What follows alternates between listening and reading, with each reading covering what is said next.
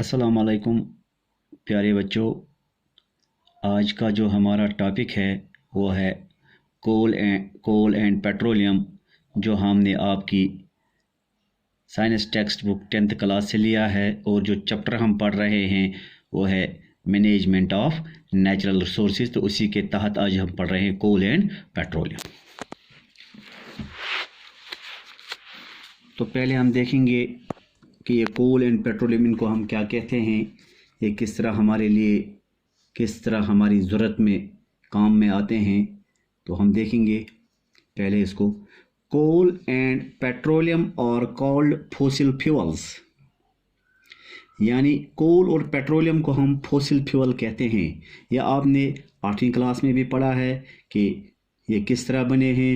ये कोल और पेट्रोलियम जो है ये उन चीज़ों से बने हैं जो एक ज़माने में लिविंग ऑर्गेनिज्म हुआ करते थे, तो उनको हम इसीलिए हम फॉसिल फ्यूल्स कहते हैं। कोल एंड पेट्रोलियम और the natural resources which are important sources of energy. Coal और पेट्रोलियम ये नेचुरल रिसोर्स हैं, कुदरत की तरफ से हमें मिले हैं। तो ये बहुत ही अहम इम्पॉर्टेंट सोर्स ऑफ एनर्जी हमारे लिए हैं। Coal is used as a fuel as such in homes and in industry. Coal का इस्तेमाल हम इंडस्ट्री में, घरों में, या जो ग्लेशियर्स पे या बाकी जगहों पे हमारे जो जवान बैठे होते हैं वो बुखारियों में इसका इस्तेमाल करते हैं। या पहले ज़माने में हम जो हमारी ट्रेनें चलती थी स्टीम इंजन की वजह से, स्टीम इंजन से, तो उसमें भी कोल का बहुत ज़्यादा इस्तेमाल होता था। और इसके अलावा to generate electricity at thermal power plants, homes में, इंडस्ट्री में ट्रेन्स को चलाने के अलावा इससे हम इलेक्ट्रिसिटी जनरेट करते हैं थर्मल पावर प्लांट्स के अंदर। Petroleum products such as petrol and diesel are used as fuels in transport. Petroleum products जो हैं जिसमें हम पेट्रोलियम देखते हैं या डीजल देखते हैं, ये इस्तेमाल होते हैं फ्यूल्स ट्रांसपोर्ट में, to run cars, motorcycles, trucks, trains, ships and aeroplanes. Petrol जो है वो मोटरसाइकिल, स्कूटर्स, कार्स में इस्तेमाल होता है। डीजल जो है वो ट्रक्स, बसेस, ट्रेन्स, इनके अंदर इस्तेमाल होता है या शिप्स के अंदर इस्तेमाल होता है। Kerosene and LPG, liquefied petroleum gas जिसको हम कहते हैं, obtained from petroleum are used as domestic fuels for cooking food. LPG आजकल इसका ज़्यादा इस्तेमाल होता है जो सिलेंडर्स में हमारे तक पहुंचता है। और केरोसिन जो ऑयल है इसका भी इस्तेमाल हम स्टोव में करते हैं, बाकी चीज़ों में करते हैं। और लाइट कभी कभी जो हमारे रूरल एरियाज़ हैं, जो बहुत फार फ्लंग एरियाज़ है जहां अभी बिजली नहीं पहुंची है, तो वहां हम इसका इस्तेमाल करते हैं केरोसिन लैंप्स के अंदर। All the energy needs have so far been met mostly by coal and petroleum reserves of the earth। जो ज़्यादातर हमारे पास जो पेट्रोलियम की जो जितनी भी हमारी नीड्स हैं वो इन्हीं पेट्रोलियम प्रोडक्ट से हासिल हुई है। लेकिन ये जो पेट्रोलियम प्रोडक्ट्स हैं या कोल प्रोडक्ट्स हैं, दे coal and petroleum were formed from the degradation of biomass of plants and animals respectively। जो हमने 8वीं में पढ़ा है कि फॉसिल फ्यूल हम इसलिए कहते हैं इनको क्योंकि ये बायोमास ऑफ प्लांट्स और एनिमल्स से बना।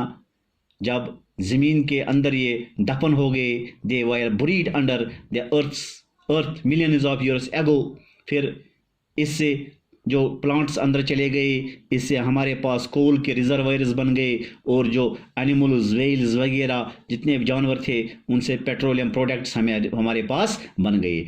We obtain coal from the coal mines dug into the earth, and petroleum is obtained by digging oil wells deep into the earth। हम जो कोल जो है वो हम खानों से निकालते हैं, कोयले के खानों से निकालते हैं, और जो पेट्रोलियम है वो हम ज़मीन के अंदर जो वेल्स होते हैं, रिजर्व्स होते हैं, उनसे निकालते हैं। अब ये हमने देखे इसके इस्तेमालात, ये कहाँ से हम हासिल करते, ये कैसे बन गया। लेकिन हमारे पास एक अब कुछ चीज़ें आ गई हैं कि ये जो coal and petroleum products, they are in a limited quantity in our earth, यानी इनकी क्वांटिटी लिमिटेड है और हम इनको ज़्यादा से ज़्यादा हम इनको बाहर निकालते हैं। We are taking out them और digging them from earth at a very rapid rate. अगर ये एक बार एग्जॉस्ट हो गए, अगर एक एस्टिमेट लगाया गया है कि अगर हम इसी रेट से, जिस रेट से आजकल हम पेट्रोलियम प्रोडक्ट्स को या कोल प्रोडक्ट्स को निकालते हैं, तो शायद तकरीबन 40 से 50 साल तक जो है वो पेट्रोलियम प्रोडक्ट्स हमारे लिए मौजूद रहेंगे। उसके बाद ये एग्जॉस्ट हो जाएंगे और कोयला जो है तकरीबन 150-200 साल तक अगर चला तो उसके बाद हमारे पास कुछ भी नहीं बचेगा। हमारे पास बिल्कुल पेट्रोलियम प्रोडक्ट्स और कोल प्रोडक्ट्स से नहीं रहेंगे। अब हमें क्या करना है, चूंकि हमारे लिए एक नेचुरल रिसोर्स है, हमें इसको कंजर्व करना है, हमें इसको आगे चलाना है। तो कुछ स्टेप्स हम देखेंगे कि किस तरह हम इनका जो इस्तेमाल है, किस तरह हम इसको सेव करके ताकि इसको हम जितना आगे तक ले जा सकेंगे उतना बेहतर रहेगा। Coal is used mainly to produce electricity. So if we can save electricity, then consumption of coal will be automatically reduced. कोयले का इस्तेमाल थर्मल पावर प्लांट्स में होता है। अगर हम बिजली बचाते जाएंगे, जितना हम बिजली बचाएंगे उतना कोयला भी बच सकता है उससे। इसी तरह पेट्रोलियम प्रोडक्ट्स हम जिनमें केरोसिन या एलपीजी कुकिंग और फूड के लिए इस्तेमाल करते हैं, पेट्रोल और डीजल जो है इसका हम इस्तेमाल करते हैं मोटर व्हीकल्स में। अगर हम इनका कम इस्तेमाल करेंगे, गाड़ियों का कम इस्तेमाल करेंगे, खाना अच्छी तरह से प्रेशर कुकर में या बाकी चीज़ों में पकाएंगे, तो इस तरह से हमारे पास इन चीज़ों का भी कुछ हिस्सा बच सकता है।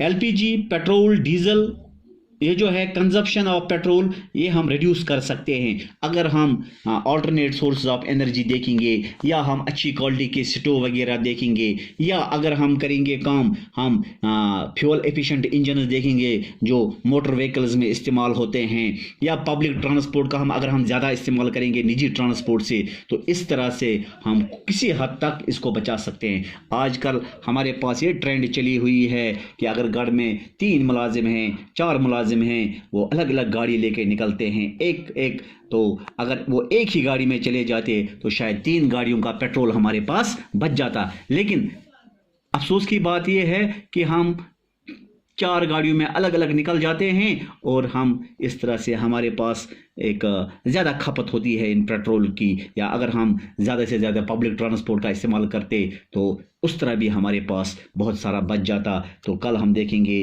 कि ये जो पेट्रोलियम प्रोडक्ट्स है इनसे हमारे पास बर्निंग से पोल्यूशन भी होता है, तो उस बारे में हम इंशाल्लाह कल बात करेंगे। तब तक के लिए खुदा हाफिज़।